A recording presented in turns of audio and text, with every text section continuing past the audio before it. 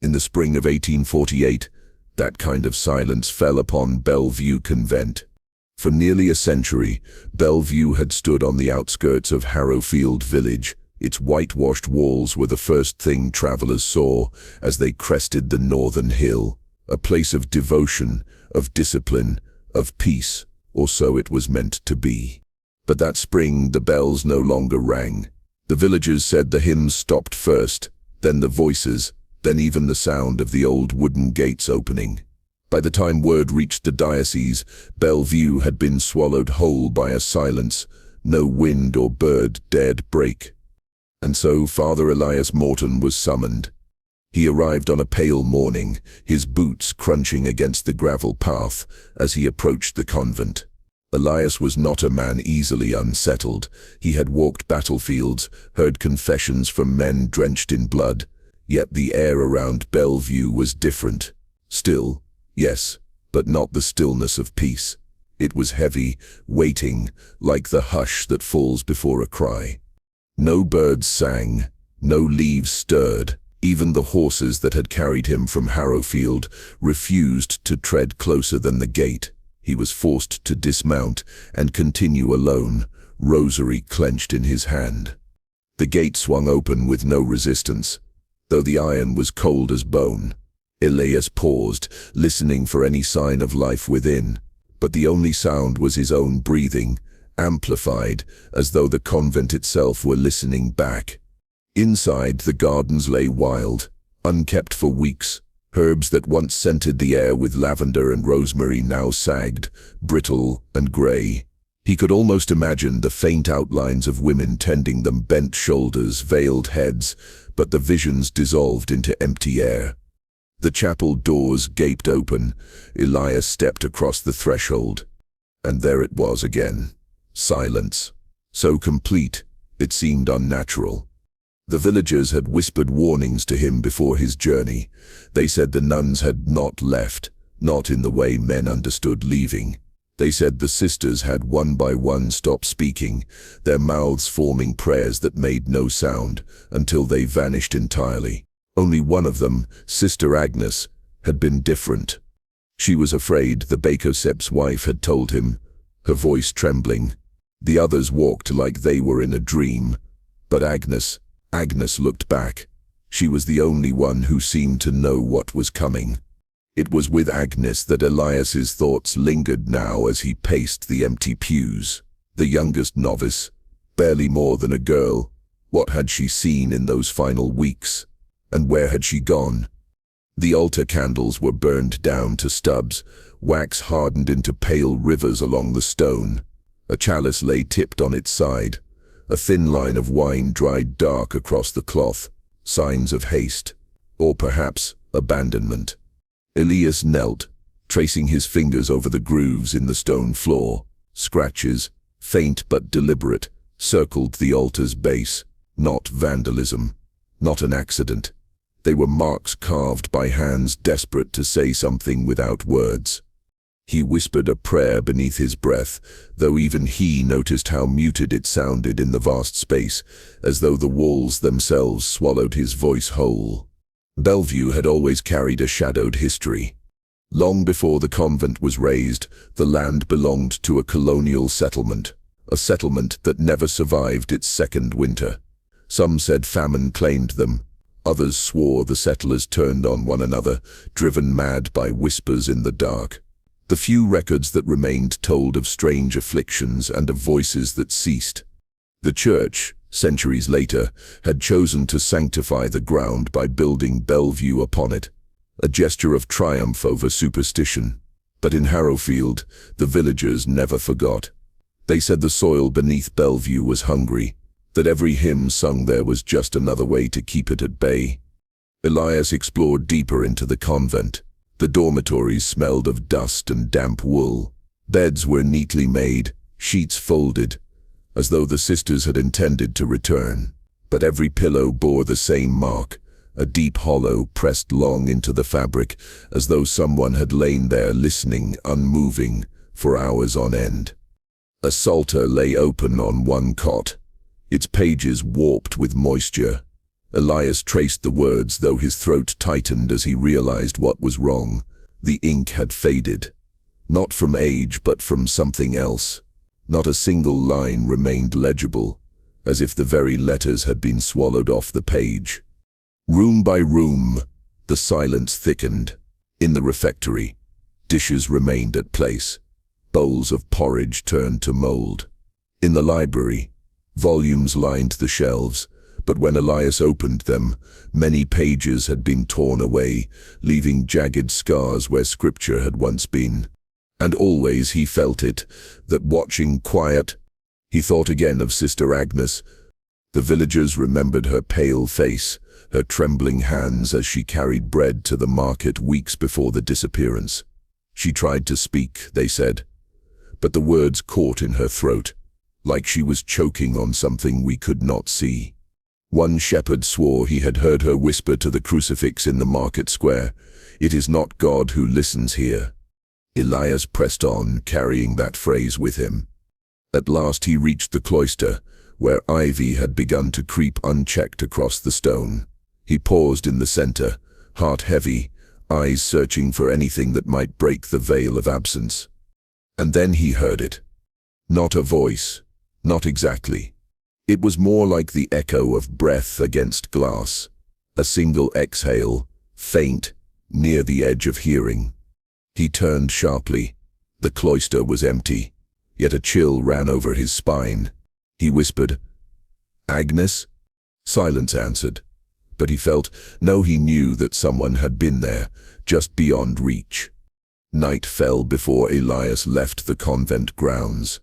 He lingered in the chapel once more, staring at the crucifix that loomed over the altar.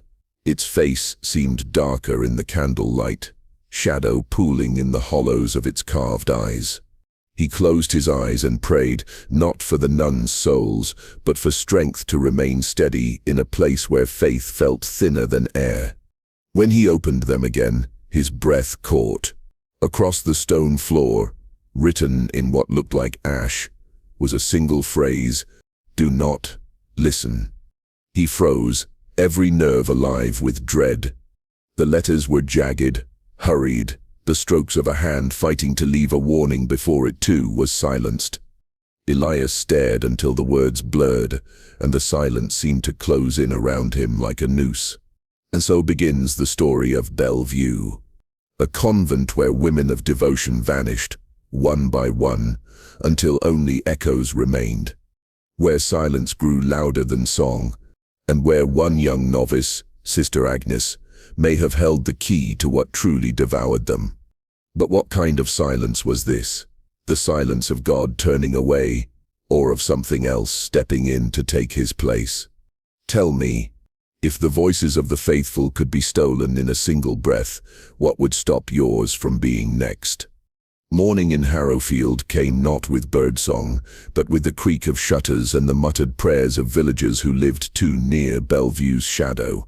Father Elias Morton descended the hill with a heaviness in his chest, the convent silence still clinging to his ears like damp wool. He had not slept. He suspected no one could once they had stood inside those walls. The town lay small, crouched against the riverbank. Thatched roofs, narrow lanes, smoke curling reluctantly from chimneys. Yet even here, beyond the convent gates, he felt it, the hush of unease. Conversations broke when he passed. Faces turned, and mothers drew their children close, as if proximity to Elias meant proximity to the curse. He knew he needed their voices, fractured though they might be, for the convent itself had offered only silence. At the inn, he found the first witness, the barkeep, a broad man with hands thick from years of lifting barrels, poured him a measure of ale, though it was scarcely after dawn. His eyes darted to the door before he leaned across the counter. "They say you went inside," he muttered. "I did," Elias answered, "and I found no one." The man swallowed hard. No living one perhaps, but some here swear the sisters still walk. Not by day, no, but at night. They have been seen in the fields." Elias held his gaze. And what did they do in those fields? The barkeep's voice thinned.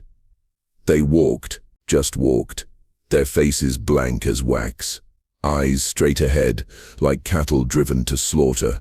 Some say they circled the convent walls, barefoot, robes trailing in the dew, not a sound among them, only the grass bending beneath their steps. Elias asked who had seen such things. The man only shook his head. Ask anyone, ask everyone, but don't expect a straight tale. Folk fear their words carry weight in this matter, as if speaking it aloud will summon the same fate. And so Elias went, from house to house, field to field, he gathered what he could. Each story carried its own shadow, and none fit cleanly into the other. A shepherd swore he had heard the convent's bells ring at midnight, though he stood at the very ropes in the chapel and saw no hand upon them. The ropes moved on their own, he whispered, like something unseen pulled them from above, not below. The sound chilled the marrow in my bones, and after, the sheep bleated all through the night, though no wolf came near. A mother, wringing her apron in trembling hands, said her child returned from the stream with eyes wide, claiming to have seen women kneeling in the reeds. But when I ran there, she insisted, the reeds were flat, as if something had been pressing them down, and the water stank of iron, though no fish lay dead. Another villager, his voice low as though fearing the words might reach the convent walls, said he glimpsed Sister Agnes herself in the lane one evening, her veil askew, her lips moving soundlessly. She looked at me, he whispered, but not at me, through me, as if she was staring at someone else who stood behind my eyes. It was an old woman, bent near double with age, who gave the testimony that struck Elias most. He found her at the well, drawing water with hands spotted like parchment. Her name was Martha, and her family had tilled the soil of Harrowfield since before Bellview was built. She looked him over with a frown. The church should have left that ground to the weeds, she said. Land remembers, Father. It remembers what was buried, and what was fed to it. Elias asked her what she had seen. Her voice grew brittle. Agnes came to me once, weeks before they vanished. She came alone, veil torn, shivering, as though she had been standing in snow. She tried to speak, but her teeth chattered so violently, I feared she would break them. Finally she managed only this: voices beneath the floor. Martha Sitt's eyes clouded, and she spat into the dust. That girl was not trembling from cold, she was trembling from knowing. By evening, Elias had gathered 100 fragments, but the more he collected, the less whole the picture became. Some said the sisters were walking specters, others swore they lived still, trapped in ritual beyond comprehension. Bells rang without hands, voices whispered from beneath floors, reeds flattened where no one knelt. Madness, disease, or something older. He recorded each account in a small leather book, though his hand shook as he wrote. Contradictions tangled like thorns around him, drawing him deeper into a bramble of uncertainty. Yet through it all, one thread remained. Sister Agnes. Always Agnes. The youngest, the trembling novice, the one who spoke of voices. That night, Elias sat alone in his rented room above the inn. The window looked toward the hill, where Bellview loomed in pale moonlight. No sound came from it, yet he could not look away. He thought of the villagers' testimonies, their fractured pieces. Could madness spread among so many? Could silence itself be a contagion? He tried to pray, but the words faltered, catching in his throat. For a moment, he wondered if he too would lose them, one syllable at a time, until all that remained was the hush that devoured the convent. He shut the book, his rosary pressed against his lips. Yet even then the pull of Bellview was undeniable. It was as if the convent called to him, not with sound but with its absence. Sleep came fitfully, dragging him into half-formed dreams. He saw the sisters in the fields, their faces blank, their lips moving with words he could not hear. He heard the bells, tolling not from towers but from beneath the earth. He saw Sister Agnes, her eyes wide, her mouth shaping a single plea: "Do not listen." He woke drenched in sweat, the room suffocating with the weight of silence. The villagers might avoid the convent, might curse its name and bar their doors against its shadow, but Elias knew he would return. He could not resist it. For beneath every story, every whisper, every contradiction, one truth pressed closer. Something waited in Bellview, something that fed not on flesh, but on voice. And if the nuns had been taken, if Agnes's warning still lingered, then perhaps it was not too late to hear what silence itself had stolen. But tell me, if you were called by a silence that seemed alive, that seemed to wait for you, would you dare to step closer? When Father Elias Morton returned to Bellview, it was with the burden of testimonies heavy upon him. The villagers' voices still echoed in his mind, a chorus of contradictions, the nuns walking like shades in the fields, bells ringing at midnight, whispers beneath the floors. Yet all those fractured accounts seemed to converge on one truth. Silence was not absence here, it was presence. The convent greeted him as it had before, with that unholy stillness. The gates yielded without resistance, ivy climbing higher with every day. Inside the chapel, dust clung to his boots, disturbed only by his steps. He walked slowly toward the altar, though this time his eyes strayed to the pulpit. It had been overturned. The great oak lectern, once the voice of Scripture within these walls, now lay on its side, its spine cracked like a broken limb. Strewn across the floor were pages, torn loose, edges curled and yellowed as though handled in panic. Elias bent, gathering them with trembling fingers. They were sermons, half-written, the handwriting uneven. The first lines bore the familiar cadence of a priest, steady in his vocation, passages of devotion, exhortations to prayer, notes on the grace of obedience. But as Elias shuffled through them, the words shifted. The hand grew jagged, the sentences shorter. And then came the confessions, not the nuns, but the priests. They no longer speak to me. They bow their heads, but they give no words. Confession has become a theater of silence. Elias Seft's breath slowed as he read further. They are not mute by choice. They fear to speak. When I urge them, their eyes dart, not toward heaven, but downward, always downward, as though something beneath the floor listens. The final page was barely legible, written in a hand that shook as though the writer was no longer certain of himself. Perhaps we were never meant to silence the land. Perhaps the hymns only fed it. And now it takes its price. God forgive me, but I believe we are to be left here, left to die, in silence. The ink broke off mid-sentence, the final word a dark blot that bled through the parchment. Elias folded the pages with care. Though his heart pounded, he could almost see the last priest standing here, quill in hand, listening to voices no ear was meant to hear. Near the altar, Elias noticed something small beneath a pew. He knelt, pulling it free. It was a rosary.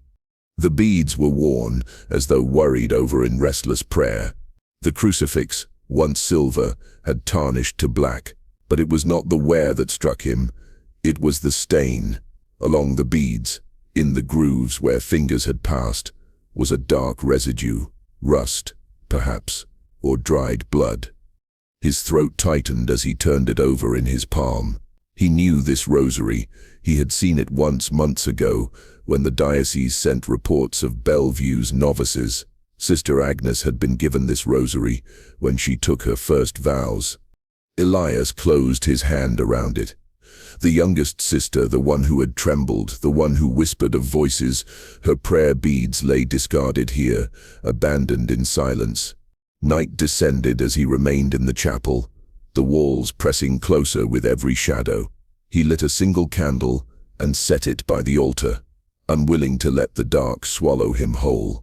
Yet fatigue crept in, heavier with every hour. He sat upon the pew, rosary still in hand, eyes fixed upon the crucifix. At some hour he could not name, sleep overcame him, and with sleep came dreams. He saw the sisters again, their habits torn, their knees pressed against the stone in endless prayer. But their mouths, oh God, their mouths were sewn shut, thick black cords crisscrossing their lips, blood traced down their chins, pooling into the grooves of the floor. Their eyes, wide, unblinking, fixed upon him, as though pleading for release. He tried to speak, to cry out, but no sound left him. The silence of the dream was so complete it pressed against his skull until it hurt.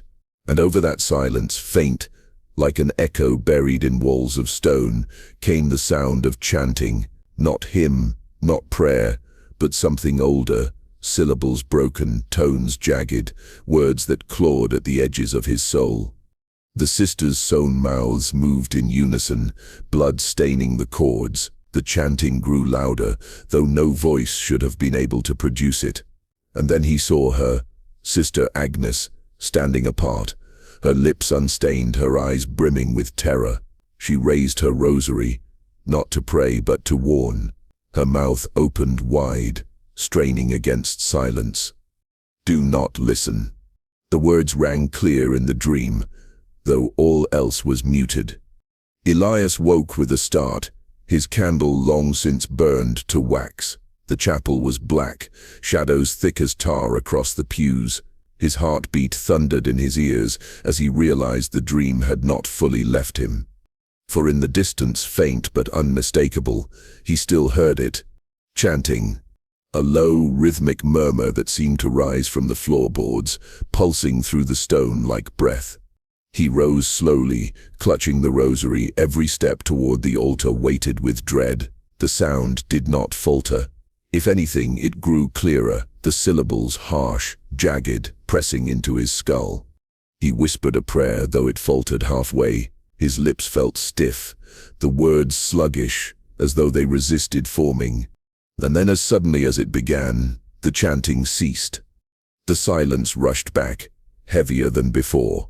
Elias staggered back, his knees weak, the rosary cutting into his palm. His breath came ragged, his mind racing. He could no longer tell if what he heard was real or the echo of his dream. The convent's silence, once oppressive, now seemed alive. It moved, shifted, pressed itself into his bones. He realized, with a weight that chilled his soul, that he was no longer an investigator standing outside the mystery. He was becoming part of it. And so Father Elias Morton remained in Bellview that night, alone, yet not alone. A man of faith pressed against something that devoured words, that consumed prayer, that left silence not as absence but as presence. He did not sleep again. He sat, rosary clutched, eyes wide, listening to the nothingness that breathed all around him.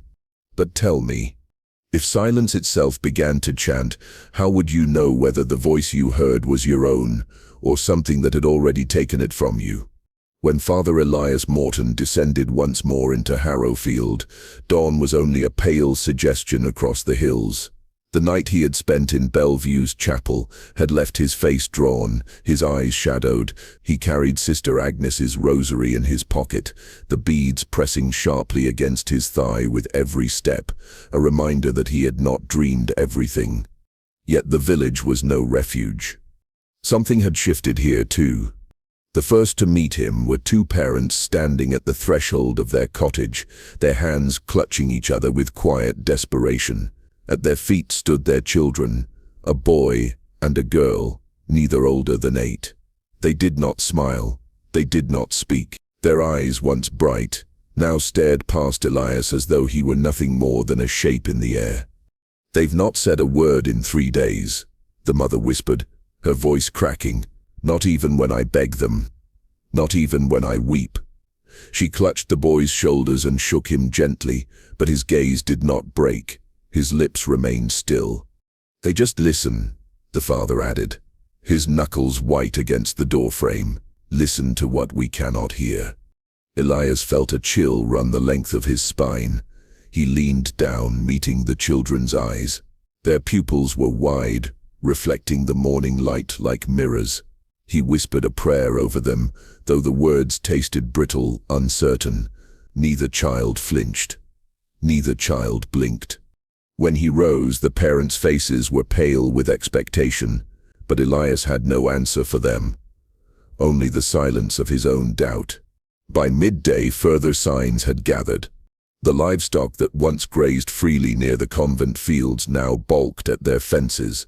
Oxen refused to plow the soil, snorting and kicking, until their handlers released them. Sheep broke into panicked flight when driven toward the boundary where Bellevue's shadow stretched. Farmers muttered curses, but their voices carried fear more than anger. "Something moves in the ground there," one man said, his eyes darting toward the convent hill. "The beasts feel it under their hooves. They know better than we do." At the forge, Elias spoke with the blacksmith, a man built like the iron he hammered. Yet his hands trembled as he described what he had seen. "It was 3 nights after the bells stopped," he said, voice hushed though the furnace roared beside him. "I woke to a sound, a faint scrape against my window. When I looked, she was there, a nun, face pale as chalk, eyes fixed on me. Her lips, they never moved, not once, just that stare. I froze where I stood. By the time I gathered courage to shout, she was gone." Elias asked if it could have been Sister Agnes. The man shook his head violently. "No, this woman Sep's face, empty, hollow, as if nothing lived inside it. If that was one of Godtep's daughters, then may he have mercy on us all." The testimonies piled like stones upon Elias's chest. Children struck mute, animals recoiling, villagers haunted by silent figures at their windows. The silence of Bellevue was no longer contained within convent walls. It was seeping outward, a contagion creeping into the marrow of Harrowfield itself. And the villagers knew it. They barred their doors early, shunning the roads that led toward Bellevue.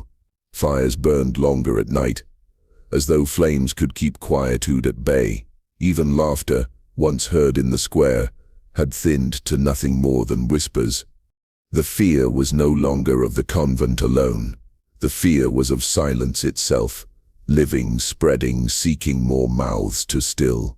That evening, Elias stood once more at the inn window, watching the hill where Bellevue loomed against the fading sky.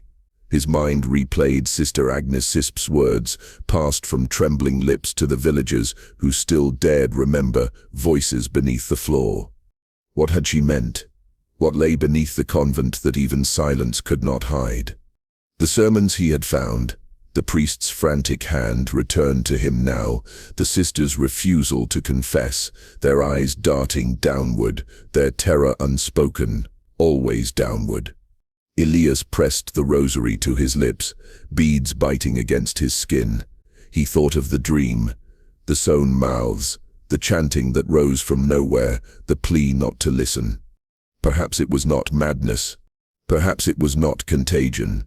Perhaps it was something older, something that had fed long before Bellevue's walls rose, something buried, hidden, waiting beneath the floors. That night, Elias did not sleep. He sat with candlelight flickering over the torn sermons he had gathered, the testimonies he had written, the rosary stained with rust or blood. His pulse quickened with every page, every whisper of recollection.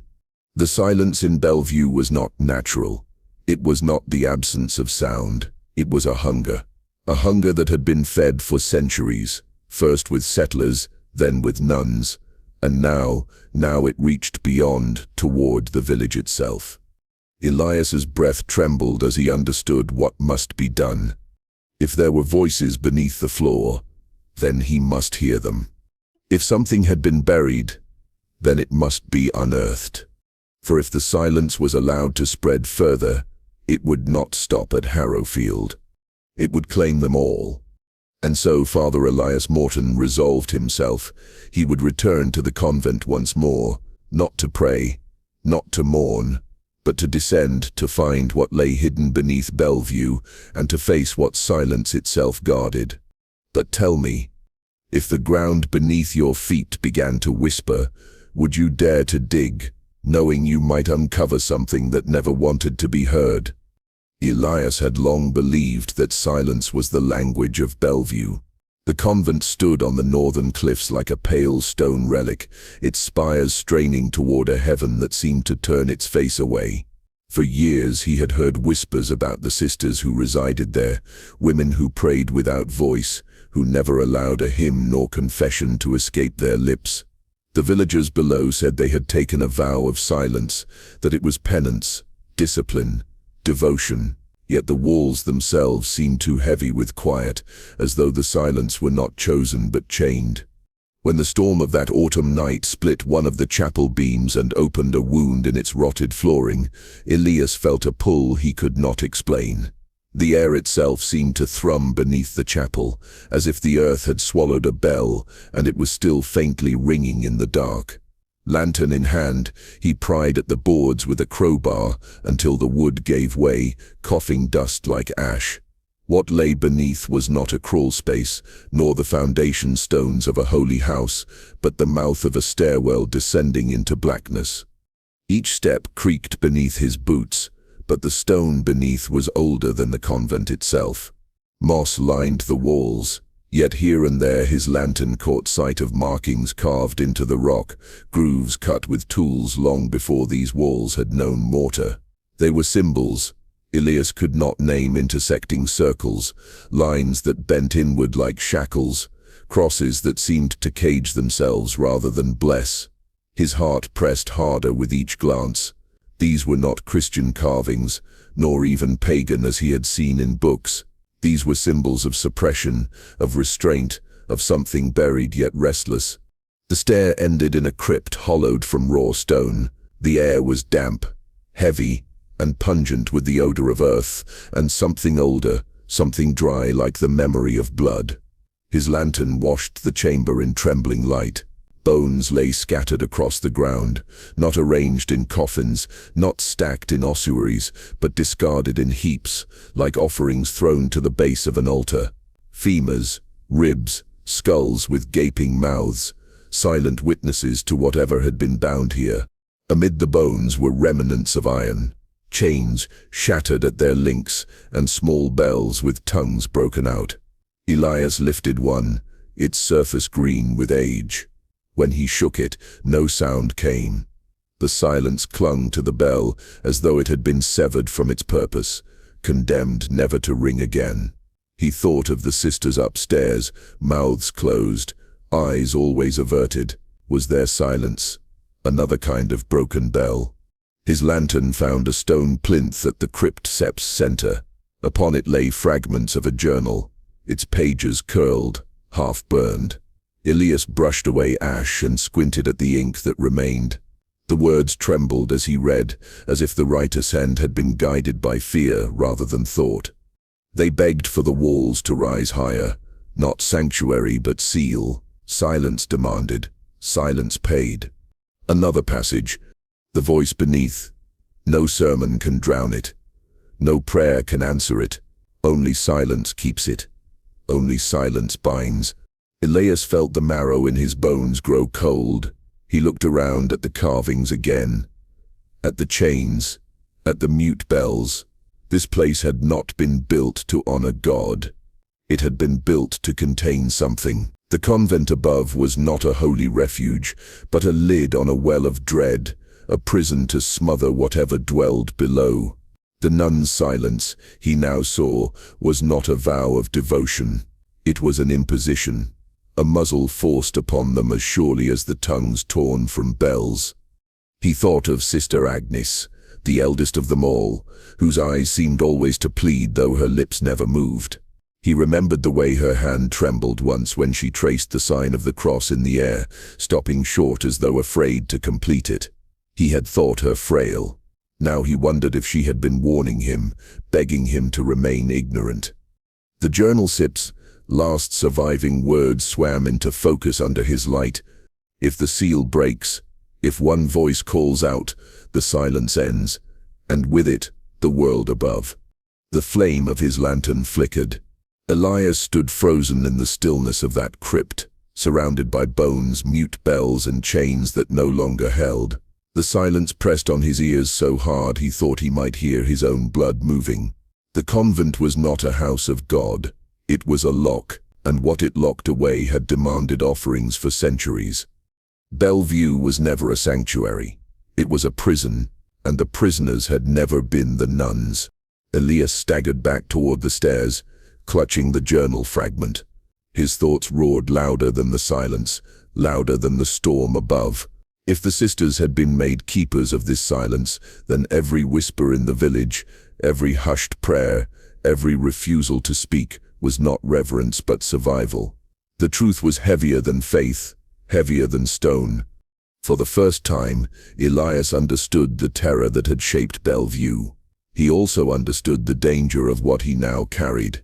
Knowledge, once read, could not be unlearned. Silence, once broken, could never be restored. He extinguished his lantern. Darkness rushed in, thick and absolute. And in that darkness, for the briefest moment, Elias thought he heard it, the echo of something vast, something patient, something waiting beneath the silence. A breath, not his own. That night, Elias was wrenched from uneasy slumber by a sound he had never expected to hear. At first, it entered his dreams as a faint trembling, like the shifting of distant thunder rolling across a valley. But when he jolted awake, heart pounding, he knew the noise had not been imagined. The convent's great bell was ringing.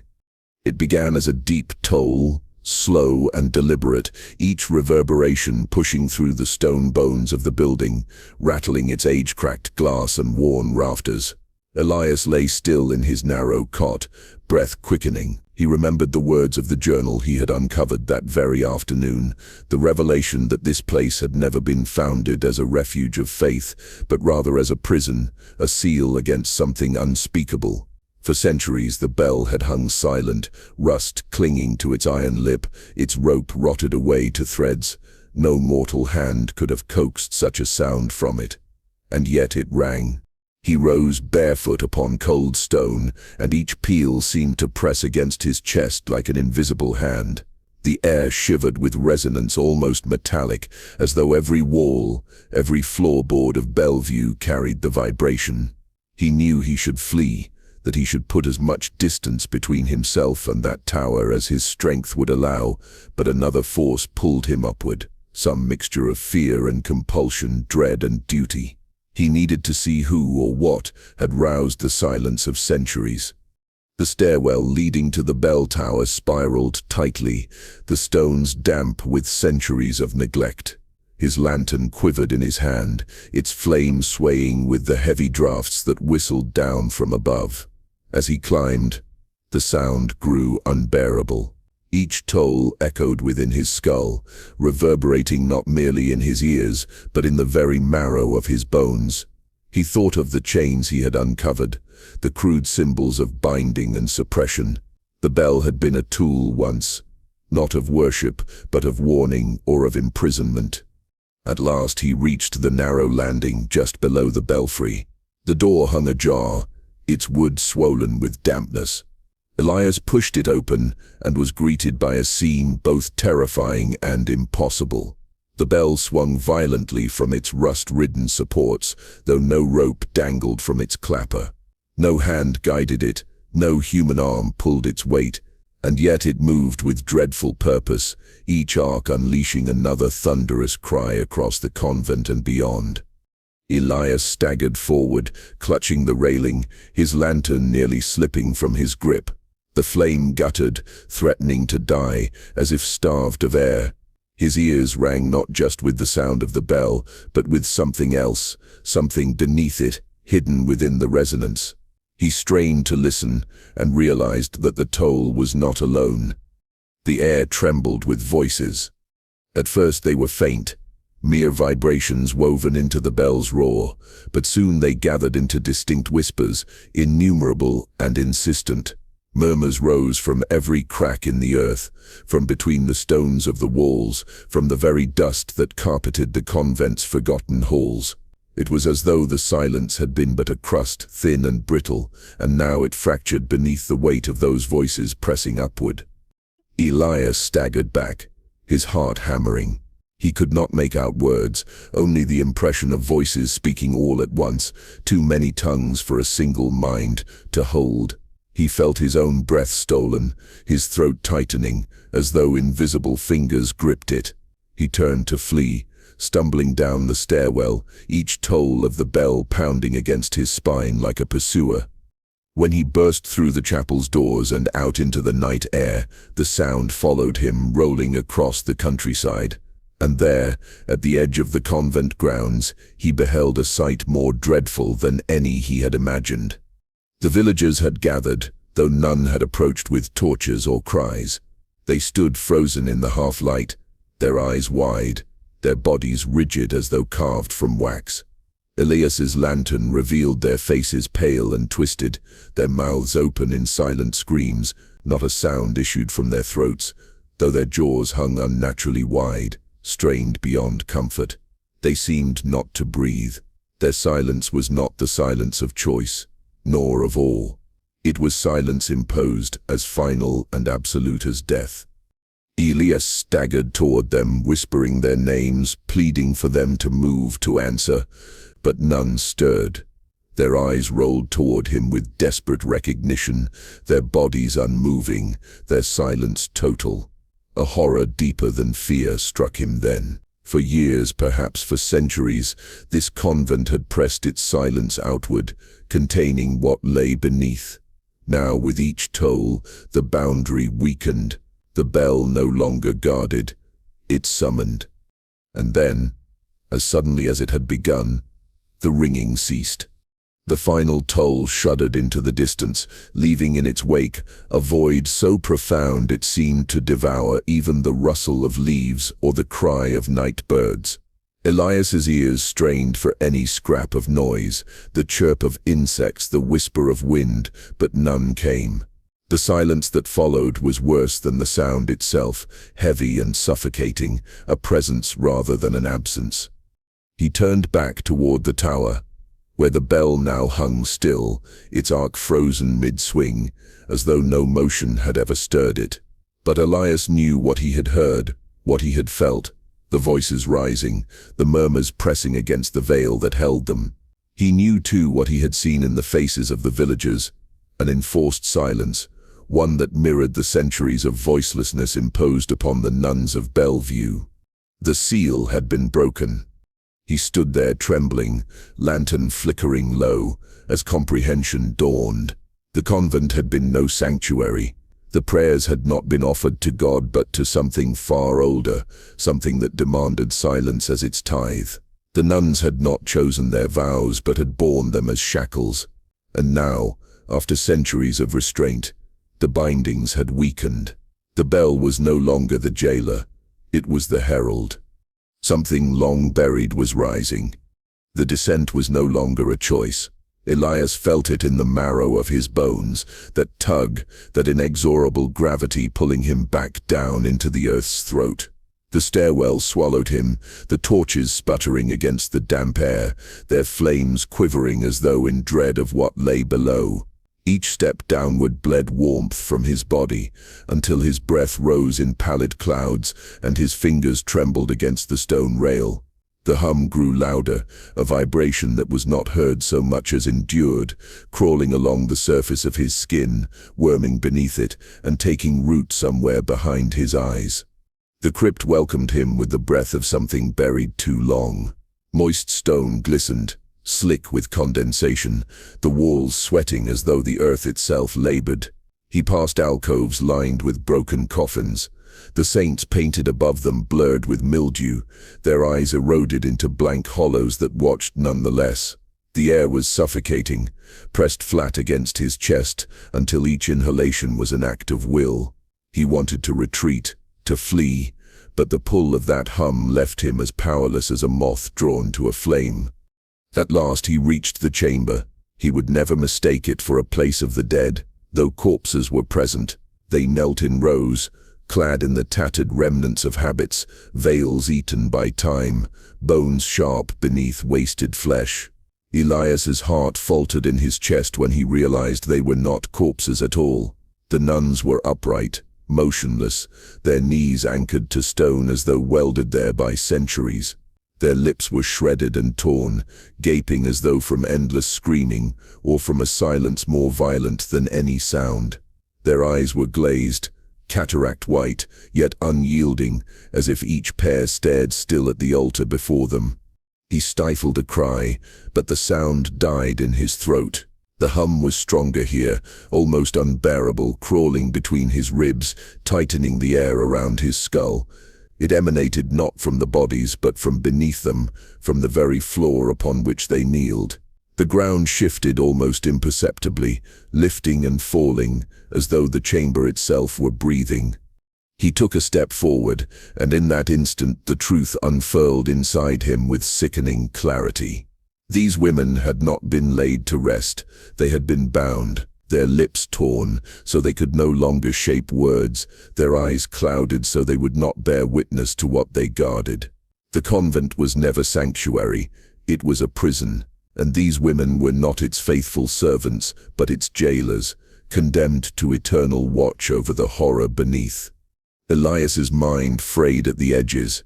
He stumbled between them, each frozen face turned faintly toward him as he passed, as if their ears still strained to listen for intrusion. His boots scraped the stone floor, a sound that cracked like thunder in the chamber of silence.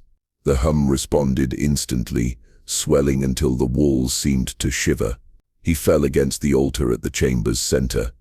It was not an altar, he realized, but a seal. The slab of stone bore markings so eroded that only fragments remained, yet Elias could sense their intent. Words carved by trembling hands, prayers etched into rock not to honor God, but to keep something out or something in. His gaze slid down to the base of the slab.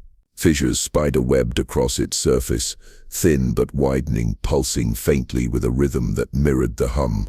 He pressed a hand to the crack, and heat bled into his skin, as though a fire raged just beyond. He snatched his hand back, but the hum had already entered him, filling his chest until his heartbeat stuttered to match its cadence. The silence deepened. Elias turned and froze. The nuns' bodies moved, not in full, not with the fluidity of life, but in convulsions, tiny spasms of the head, twitches of ruined lips. Their mouths opened wider, tearing what little flesh remained at the corners. No sound escaped. Their silence was absolute, and yet it screamed louder than any voice. And beneath it, the choir rose. It was not song, not language, but resonance. A chorus of countless voices layered upon one another, echoing as if the earth's bowels were an amphitheater. The pitch rose, unbearable, vibrating against Elias's bones until his knees buckled. He pressed his palms to his ears, but it was futile. The sound was not heard by flesh, but carried in marrow, in the blood that coursed through him. The cracks in the seal widened. Dust rained from the ceiling as the earth shifted. Through the largest fissure, Elias glimpsed movement. Shadows writhed just beneath. Amorphous and ceaseless, a congregation of forms too numerous and shifting to comprehend. Every contour suggested a human face, mouths wide open, yet none spoke. They moved in silence, and it was their silence that fed the choir above. Elias's breath caught in his throat. He understood now. This presence thrived not on words, nor on prayer, nor on supplication. It fed upon the absence of sound. Every silence of human lips was sustenance. Every word withheld became an offering. The nuns had been its vessels, their tongues severed, their voices stripped away to preserve it. The convent above was built not to house worship, but to bury hunger. And the hunger was awake. Elias staggered backward, but the nuns shifted as one, heads turning in a slow, unified movement, eyes dead yet unblinking, lips ruined yet poised as though to shape some forbidden litany. He tripped, falling against the cold stone, and for a moment he felt the ground breathe against his spine. A voice entered him, not through his ears, but directly into his skull, layered and multitudinous. The silence is broken. The cage is open. Elias screamed, and in that scream he felt the choir recoil, retreat for the barest instant. The revelation struck him with blinding clarity. It fed only in silence. Words, even broken, even terrified, starved it. The centuries of whispered prayers, of chants sung by trembling nuns, had been meant not to praise God but to starve the thing beneath, to suffocate it with sound, to seal it beneath waves of human voice. But the prayers had ceased. The last nun's lips had torn, and silence had reigned. The bell had rung to warn him, and now he was the only voice left. He forced himself upright, clutching the altar. His throat was raw, but he shouted, hoarse words spilling from him. Psalms half remembered, the cries of a desperate child, curses spat against the dark. Each syllable cracked like a lash, and the hum faltered, the shadows beneath writhing in agitation. The nuns convulsed violently, their silence ruptured by his noise. For the first time, Elias felt power in his voice. Yet it was fleeting. His lungs burned, his vision blurred. The choir pressed harder, louder, trying to drown him, to crush his words into dust. The seals split further, fissures yawning wide, and through them he glimpsed a mass of mouths opening in unison, an abyss lined with teeth that were not teeth, but echoes of teeth, absence molded into form. His words grew weak, swallowed by the vastness. Elias dropped to his knees. Tears streaked his face. He could not outlast it. No man could outlast silence itself. And yet, somewhere deep inside, he felt the echo of the bell. That iron tongue had spoken without a hand to guide it, breaking the silence by its own will. Perhaps the convent itself resisted. Perhaps the very stones had memory of their purpose. Elias forced himself to his feet once more, staggered to the seal, and brought his fists down upon it. "Ring," he cried, his voice cracking. "Ring again. Ring until the sky splits." The choir screamed, a cacophony of silence that shredded the chamber. The nuns' bodies writhed, spasming in grotesque unison, their jaws tearing wider. The cracks widened until light spilled upward from the fissures, a pale, sickly glow, neither flame nor sun, but the radiance of a world that should never be seen. And then, above them, the bell rang. It thundered through the crypt, shaking dust from the ceiling, splitting the air with vibrations that drowned the hum. The voices beneath shrieked, recoiling, folding in on themselves. The nuns collapsed, their bodies crumpling to the stone floor, as though released from centuries of bondage. Elias fell back, gasping, his ears bleeding from the force of the sound, but he did not cease to shout. He screamed until his throat was raw, until his words were no longer words but broken noise. The seal held. The cracks shivered, but closed no further. The glow receded, the shadows beneath writhing back into the pit of the earth. The chamber grew cold once more, but it was the cold of stone, not of presence. Elias collapsed against the floor, trembling, his body shaking with exhaustion. He knew the reprieve was temporary. The bell would not ring forever, and his voice would falter. The silence would return, as it always did. And when it did, the choir would rise again. He lay in the crypt among the fallen nuns, staring at the altar, and understood the truth with hollow certainty. He had not won. He had only delayed. And above him, in the shivering night, the bell tolled once more, its echo carrying across the village, across the fields, warning all who could still hear. Do not fall silent. Do not let the earth grow quiet, for silence is never empty. It is waiting. The truth settled on Elias with the weight of stone, crushing the last breath of denial from his lungs. It was not ignorance that bound Bellview to silence, nor mere superstition that had stifled the village's tongue for generations. It was covenant. Covenants sealed in blood and silence, written in the hands of women who gave their voices not to God, but to the thing beneath the convent's floor. The writings of Sister Agnes had spelled it out with trembling clarity. Only one voice freely surrendered could still the choir. Only one offering given without resistance could close the wound in the earth. Elias had read the words again and again, half hoping some new meaning would surface, half praying it was mere allegory. But now, standing in the convent's broken nave, with the air trembling with that subterranean hum, he knew he was the last. The villagers were falling one by one. He had seen their bodies convulse when silence gripped their throats, seen them clutch their mouths as if their very voices were being siphoned out. And the longer they remained voiceless, the more their eyes grew distant, glazed over, drawn inward to that same eternal silence he had seen in the nuns. The people of Bellview were not merely losing words, they were being emptied, hollowed into vessels. The cage was broken, and unless it was restored, all of them would be consumed. Elias sank against the cold wall, his hands trembling as he clutched the brittle parchment of Agnes's writings. His mind whispered betrayal. Why him? Why now? Was this his calling, or punishment for his doubt, for the half-belief with which he had once carried his ministry? But in the end, the question did not matter. The truth had no concern for fairness. The choice stood before him.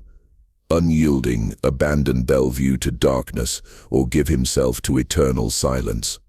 He staggered from the convent, the night air heavy with mist. The village square was still, save for the occasional flicker of lanterns left to burn themselves out. Figures slumped in doorways, their mouths open, their throats swelling with that awful hum. Not screams, not groans, just a soundless vibration, as though the air itself used their bodies as strings. He called out to them, but his voice fell flat. Even before the great act of surrender, silence already swallowed his words, pulling them down like stones into water. Still, he forced himself to speak, his voice hoarse, trembling. You will not be forgotten. None of you. No one stirred. Elias turned his gaze upward, to the silhouette of the bell tower looming above the fog. Its frame was fractured, stones cracked by age and neglect, yet it still stood, skeletal against the pale moonlight. The bell itself had not tolled in decades. He knew this from the whispers of the elders, but its presence was unmistakable, suspended like a relic, waiting for him. The climb was agony. The spiral staircase wound upward endlessly, its steps worn by centuries of ascent. Dust and decay clung to his robes, and the walls seemed to close in with each breath. The higher he climbed, the stronger the hum grew, rising like a fever beneath his skin. Halfway, he faltered, his hand pressing against the wall to steady himself. The words of Sister Agnes echoed in his mind, one voice, freely given, but fear gnawed at him, a parasite burrowing deeper. What would become of him when his voice was gone? Would he vanish into the silence, another faceless vessel, or would he remain, conscious yet mute, trapped forever within his own skull? His breath caught, his throat tightening at the thought. Preaching had been his life. Words were his solace, his weapon, his prayer. To surrender them was not merely to sacrifice sound, it was to surrender his very self. And yet, what alternative was there? To abandon Bellview would mean watching its people dissolve into husks, their children growing empty-eyed, their descendants carrying silence like a plague. He could not. He would not. At last he reached the summit. The chamber beneath the bell was vast, open to the night through arched windows, where ivy curled like veins across stone. The bell itself loomed above him, massive, green with age, suspended by rusted beams that creaked with the shifting wind. For a moment Elias stood still, his eyes closed, his chest heaving as he drank the cold air. Below, the hum swelled, rolling through the village like a tide. It was not one sound, but 1,000, an endless choir of voices buried beneath the land, their tones dissonant yet fused into a singular, suffocating whole. This was what the nuns had guarded. This was what their silence had chained, and now it was loose. Elias knelt, the cracked stones biting into his knees. He clutched his Bible, though the words blurred before him, their ink smeared by time and tears. He thought of his sermons, of the times he had stood before the congregation in Belleview's modest chapel. He thought of his mother's voice, soft and clear, singing hymns to him as a child. He thought of laughter, of whispered prayers, of the sound of his own voice trembling with belief, then with doubt, then with resolve. He thought of all that would be lost, and then slowly he rose. He placed his hand against the bell's cold surface. It shuddered faintly beneath his touch, as if remembering the countless times it had once rung out, declaring time, declaring worship, declaring warning. Tonight, it would declare something else. "This is my offering," Elias whispered. His words echoed weakly, but the bell seemed to absorb them, the metal vibrating in answer. He opened his mouth to speak, not a sermon for ears of flesh, but a final address to the silence itself. His voice rang out, clear though trembling. "You feed on silence, on the absence of voice, but mine I give freely, not stolen, not taken, given." His voice cracked, but he pressed on. "You will have my last sermon, my words, my prayer, my confession. Every word I have ever carried within me, I lay down at your altar. Take them, and be bound." The hum beneath the earth surged, rising into a furious crescendo. The bell trembled, dust raining down from the rafters. Elias clutched the beam for balance, his throat raw, his breath breaking. He poured out words, not polished, not scripted, but raw and ragged, born from every doubt and every flicker of faith. He spoke of fear, of the weight of silence, of the lives stolen and the nuns who had borne its burden. He spoke of his failures, of the times he had wavered, of the sins he had carried in secret. He spoke of Bellevue, of its people, of the children who deserved more than endless quiet. And with each word he felt it slipping, his voice thinning, fraying, dissolving into the air. Still he continued. "My voice," he gasped, "is the seal." The bell rang. Not by his hand, not by rope or hammer, but by his voice itself. The vibrations of his last sermon surged through the tower, striking the bell with force no mortal strength could muster. Its toll rolled across Bellevue deep and thunderous, shattering windows, shaking the ground. The hum beneath the earth shrieked in answer.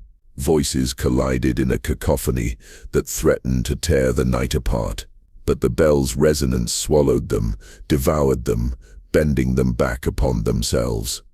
Elias fell to his knees, his throat seared with agony. He tried to speak again, but no sound came. His lips moved, but only silence spilled forth. The last of his voice was gone, and with it, the choir broke. The ground stilled, the air, once trembling, fell calm. The hum ceased. Elias collapsed at the bell's base, his body trembling, his breath shallow. Around him, the silence was no longer malignant. It was merely absence, ordinary, bearable, even sacred. Below in the village, he could see figures stirring. The glazed look in their eyes faded. Their mouths, though dry and bloodied, parted in gasps, whispers, tears. The people of Bellevue had been spared. But when they looked up, they saw him still motionless in the tower, and they understood. Elias had given everything. He did not die that night. His heart still beat. His lungs still drew air. But he was no longer the man who had entered the tower. He could not speak. He could not sing. Even the whisper of breath bore no sound. Yet in that silence he felt no despair.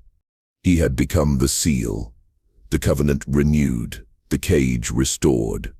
And though his voice was gone, Bellevue would forever carry the echo of his last sermon in the toll of the bell, reminding them that one man had spoken into silence, and in surrender saved them all. Elias sat at the tower's edge, the dawn breaking over the mist, the village stirring with new life below. The world was quiet, but not empty. For silence, when freely chosen, was no longer a curse. It was salvation. The air in Bellevue was no longer air at all. It was a living hymn of whispers. Every corner of the convent seemed to breathe with a hollow resonance, as though the walls themselves remembered voices long banished from the earth. Elias stood at the threshold of the chapel, the lantern in his hand trembling, its flame bending toward the crypt below as if pulled by an unseen current. Behind him, the village slept in fevered silence. Not one child stirred. Not one mother dared breathe a prayer. He had read every page of Sister Agnes's writings, each line etched in feverish desperation, and he understood at last there was no banishing the nuns, no purging them, no breaking their hold. There was only binding, and binding required sacrifice. Not blood, not flesh, but something far crueler. The voice that carried thought into sound, the voice that marked man from silence, memory from oblivion. Agnes's final words had been written in her own hand, the letters jagged, as if the quill had been seized by trembling. One voice, freely surrendered, can silence the choir, but it will be eternal, for the bell will hunger evermore. Elias's breath grew heavy in his chest as he stepped inside. The chapel of Bellevue was skeletal. Now pews rotten, hymns books gnawed to scraps, windows cracked so that the moonlight bled in pale ribbons across the floor, and at the far end above the altar, the great bell hung black and silent, chained as though even the stones of the convent feared its sound. It was here that the sisters had once sung. Their voices had carried over the hills, filling the valley with devotion and dread alike, but their hymns had not been prayers, they had been offerings, songs laced with binding, woven with hunger. And when death had claimed their bodies, their voices had not ceased. Now Elias could hear them. They swelled through the rafters like a hidden tide, voices soft, then sharp, then rising in crescendos that scraped bone, dozens of voices layered in grotesque harmony, chanting without pause, the choir of Bellevue. Their words were unholy yet familiar, the same psalms Elias had preached to his own flock, distorted, repeated, corrupted. He faltered at the center of the chapel, lantern raised, the flame sputtered, shrinking as if suffocated by sound. His knees buckled under the weight of their hymn. "Leave me," he whispered. His own voice seemed so small, a reed lost in storm. "Leave them in peace." But the sisters only sang louder. The crypt below groaned like an open wound. He felt it beneath his boots, the hollow cavern yawning, the very earth vibrating with hunger. His mind raced with visions of the village, children coughing blood that was not their own, mothers rocking cradles filled with silence, fathers staring into firelight that flickered with the shapes of pale-faced nuns. And at the edge of it all, the church he had built with his own hands, now nothing more than a vessel for whispers. There was no other way. Elias climbed. His legs burned with every step of the spiraling staircase that wound up the tower, the air thinning as though the bell itself drained it. The sisters' hymn followed him, seeping through the stones, curling around him like smoke. Halfway up he faltered, gripping the rail as dizziness swallowed him. The bell tolled in his head, though it had not been struck, a phantom vibration rattling his teeth, shaking his skull. He thought of his sermons, of the day he first spoke to Bellevue, his voice carrying across the village square. He had believed then that words were salvation, that a voice could lift men toward heaven. Now that same voice would be chained in darkness forever. At the summit, the great bell loomed. Its bronze surface was blackened by centuries of soot and ash, its edges etched with strange markings, symbols Elias now recognized as the seal Agnes had described. The clapper swayed gently, though no wind touched it, a pendulum of dread. The sisters' voices crescendoed, shrieking from the crypt below, urging, demanding. The bell hungered. Elias knelt. His knees struck cold stone.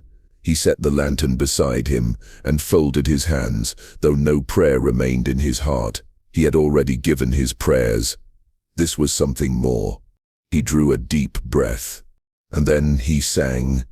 It was not a hymn of beauty, not a psalm of comfort, but a raw cry of defiance. His voice rang sharp against the shadows, carrying words of old scripture and new defiance, lines he had preached for decades, but never with such finality. Each syllable echoed into the bell, resonating until the metal itself seemed to thrum with power. The ground shook. The crypt below split with a thunderous crack. The sisters screamed, screams layered over song, voices rising in panicked dissonance. Their bodies, what little was left, twisted in the dark, splintering to dust with every note Elias forced from his lungs. The convent walls groaned. The rafters bowed. The lantern at his side shattered, its light devoured. Still, Elias sang. His throat tore with strain, blood flecking his lips. His chest heaved, as though torn from within, but he would not stop. He could not. Each word was another link in the chain, another nail driven into the coffin of the choir. The bell roared. It rang not with metal but with voice, the voice of Elias, bound and magnified. The tolling drowned the sisters' hymn, smothering their sound, forcing it back into the earth. Dust rained from the ceiling, stones cracked, and then the screaming stopped. Silence. It fell like a blade.